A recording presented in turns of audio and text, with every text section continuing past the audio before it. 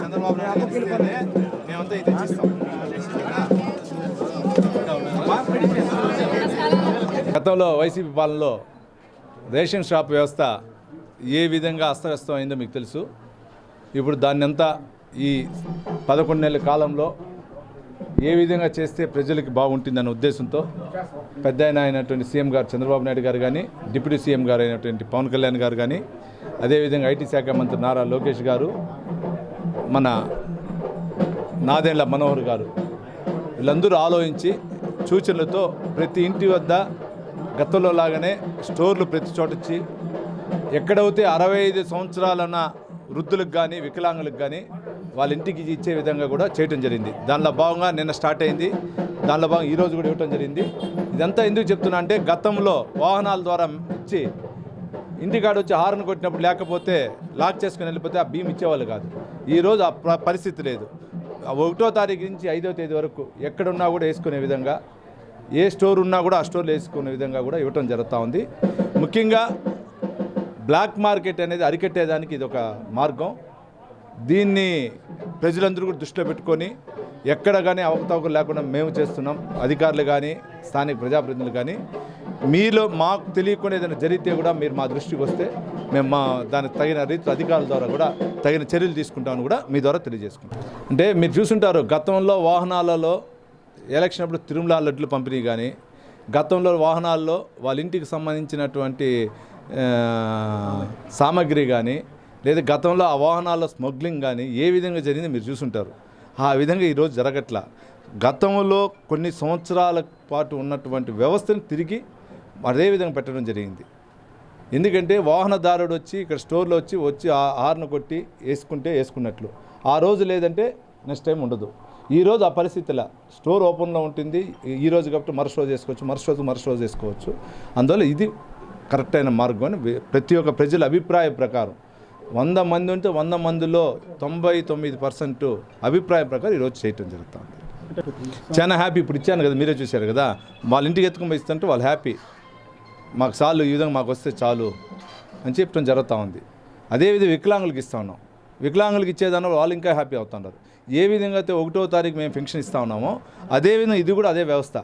గతంలో చెప్పారు వాలంటీర్ వ్యవస్థ లేదంటే ఎక్కడిస్తారు పెన్షన్ అని. 1వ తారీఖు సెలవు అంటే 31వ తారీఖు ఇస్తూ ఉన్నాం.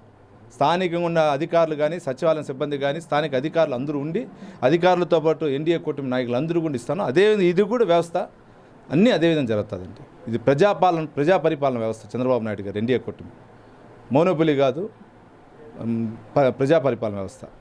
కొత్త రేషన్ కార్డులు చెప్పారు కదా, 71,000 రేషన్ కార్డులు ఇస్తున్నారు. పెన్షన్లు వస్తూ ఉన్నాయి. ఈ నెల నుంచి మీకు ఈ నెల లాస్ట్ లోపల తల్లికి వందనం పథకం ఇస్తూ ఉన్నాం.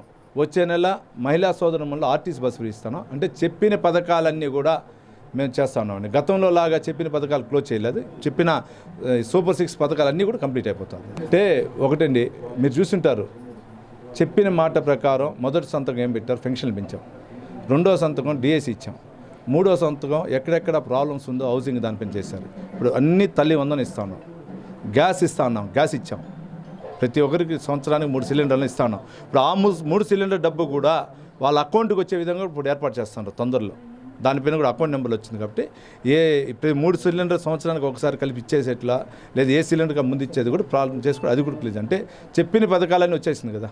ఇంక ఇవ్వాల్సిన తల్లికి వందనం, ఆర్టీసీ బస్సు ఫ్రీ, రేషన్ కార్డులు, పెన్షన్ అన్న రేషన్ కార్డు పెన్షన్ ఇవన్నీ ఈ నెలకు క్లియర్ అయిపోతాయండి.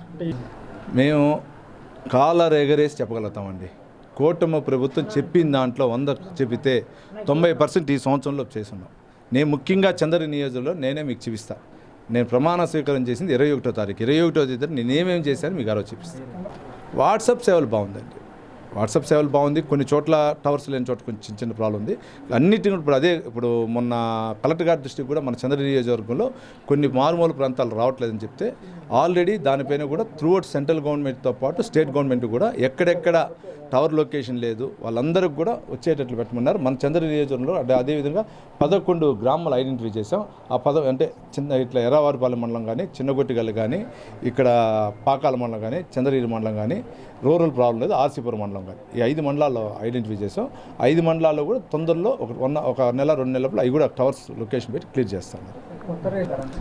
అంటే అన్నీ వన్ బై స్టెప్ అవుతుంది. ప్రభుత్వం మీకు తెలుసు కదా, వాళ్ళు పథకాలు ఇస్తూ కార్డులు మార్పు చెందాలి, దానికి కొన్ని కోట్లు కావాలి, అందువల్ల అన్నీ కూడా చేంజ్ అవుతాయి. ఫస్ట్ స్మార్ట్ కార్డులు వస్తాయి. మీకు గతంలో చూసుంటారు, ఈ కార్డు తీసి స్మార్ట్ కార్డు మనం ఏదైతే ఏటీఎం కార్డు లాగా ఇట్లా పెట్టుకుంటే అట్లా స్మార్ట్ కార్డు వచ్చేస్తుంది, అన్నీ అవుతుందండి.